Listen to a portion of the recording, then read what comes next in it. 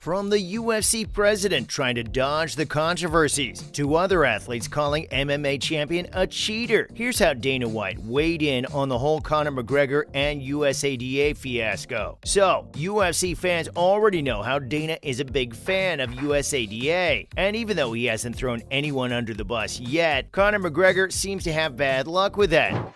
Look, what's next for me, Joe? I'm gonna get that second belt. Where the is it?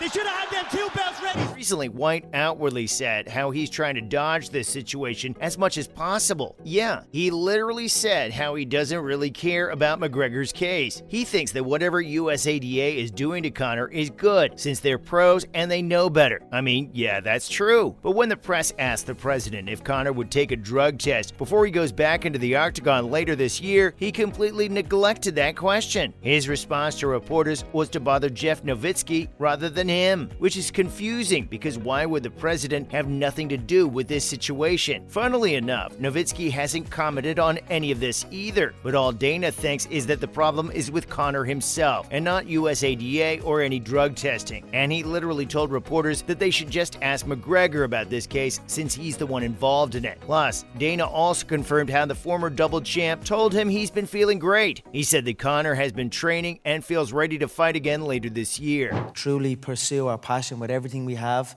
regardless of anything else. If you are obsessed, that belief is inspiring right back to me. It shows that we are thinking correct. According to him, the fact that Conor came back and was a coach on The Ultimate Fighter was a big step towards him coming back. Conor told Dana how it felt good to be back, that it felt good to be in the gym with other guys to train and all that other stuff. White wasn't sure if Conor wanted to return this soon. He really should be thankful and be grateful for this opportunity that I am giving him.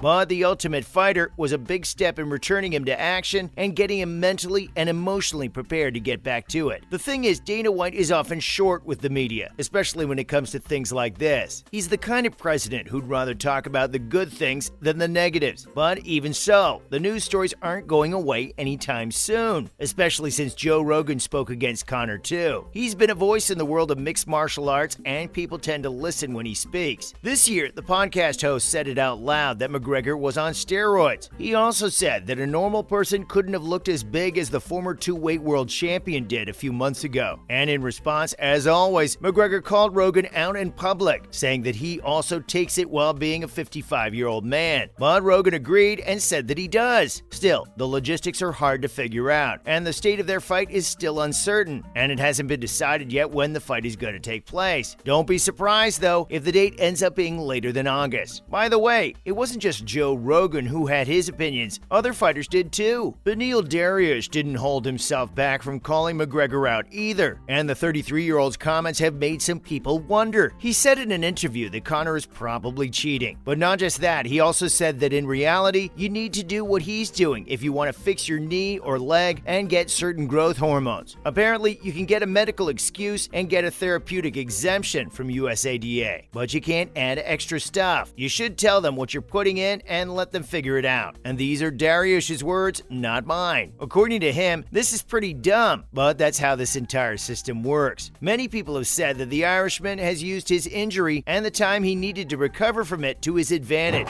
We just released a 1.75 litre. So we've got the 375, we've got the 750, we've got the 1 litre. You know, I like this weight division. I feel really good. It's good going up and down. And people think that he might have taken it to improve his performance. At the same time, McGregor's great body hasn't helped clear up any doubts either. He said before that he was high on steroids, but they were prescribed to him by a doctor, so I can't really say anything now, can I? By the way, if you don't know already, the former champ recently exploded at USADA. Yep, this was supposedly about changing their testing policies, which isn't true at all. The athlete and USADA just have different definitions of how the two clean tests work. I was boxing the bleeding head off him, kicking the bleeding leg off him.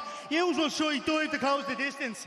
Just the thing had separated and my bleeding landed on the wonky leg like Anderson Silva that time. According to Conor in an interview, he just needed 2 clean tests to fight Michael Chandler, and he said that he and USADA already talked things out, so he wasn't in a hurry about anything. But USADA called him out, saying that those tests include coming back in the testing pool for 6 months before they can fight. I mean, that's a rule for every UFC athlete, except that there can be some exceptions, which obviously Conor isn't. Come from the mortgage, come from the stress of home. A lot of people are getting evicted from their homes around here.